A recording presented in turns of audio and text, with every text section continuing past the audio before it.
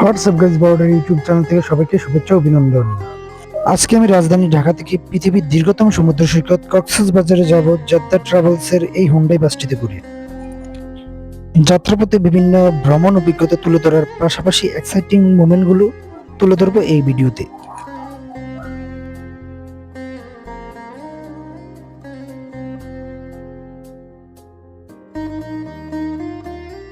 প্রথমে আমি আরামবাগের জেদ্দা ট্রাভেলসের বোর্ডে থাকা এই টিকিট কাউন্টার থেকে টিকিট কাটলাম।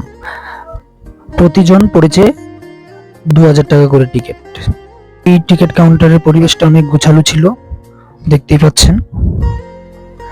জেদ্দা ট্রাভেলসের বোর্ডে থাকা এই টিকিট কাউন্টার আরামবাগে অবস্থিত। যাত্রীরা বাসের অপেক্ষায় বসে আছে।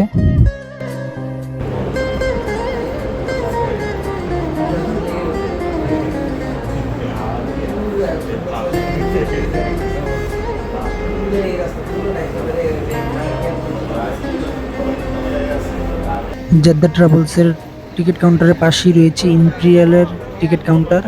মূলত আরামবাগে অনেকগুলা বাস সার্ভিসের টিকিট কাউন্টার আছে। এটা আমাদের জেদ্দা ট্রাভেলসের জেদ্দা বাস। জেদ্দা ট্রাভেলসের বহরে থাকা প্রতিটি কক্সবাজারের উদ্দেশ্যে রওনা হব। অনেক সুন্দর নতুন বাস সার্ভিসের মধ্যে জেদ্দা ট্রাভেলস বাংলাদেশের অন্যতম একটি হুন্ডাই বাস সার্ভিস। হুন্ডাই বাসটি আজকে আমার ভ্রমণ সঙ্গী হতে যাচ্ছে। এটাতে করে আমরা আজকে কক্সবাজারের উদ্দেশ্যে রওনা হব।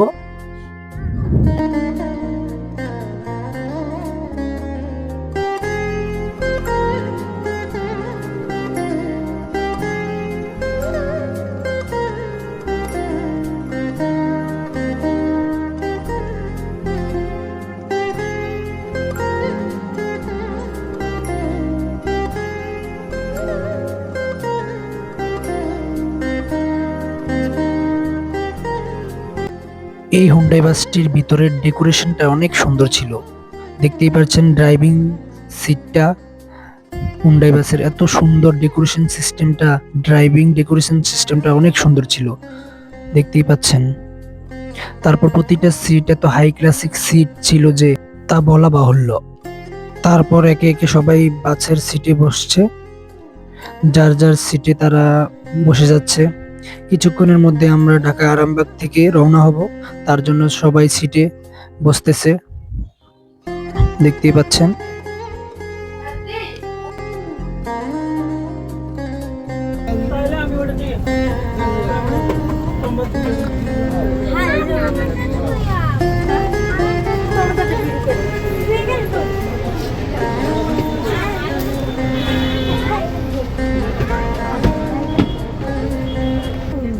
এরপর আমাদেরকে জেদ্দা ট্রাভেলসের সুপারভাইজার সাহেব সবকিছু বুঝিয়ে দিল।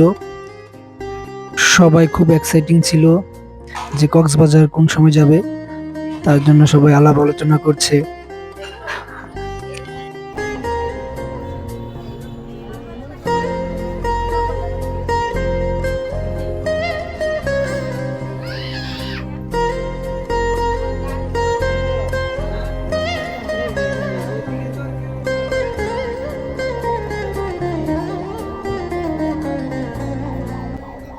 এরপর আমাদের গাড়ি ইতিমধ্যেই আরামবাগ কাউন্টার থেকে কক্সবাজারের উদ্দেশ্যে রওনা হয়ে গেল। দেখতেই পাচ্ছেন আমরা এখন আরামবাগ কাউন্টার থেকে রওনা হয়ে চলে যাচ্ছি কক্সবাজারের উদ্দেশ্যে। আস্তে আস্তে ঢাকার অলিগলি ছাড়িয়ে আমরা চলে যাব সমুদ্র নগরী কক্সবাজারে। দেখতেই থাকুন আমার এই ভিডিওতে। পরবর্তী ভিডিওতে আমরা কক্সবাজারে কিভাবে ঘুরেছি তার কিছু মুহূর্ত পার্ট 1, 2, 3 দেখাবো, দেখতেই থাকুন।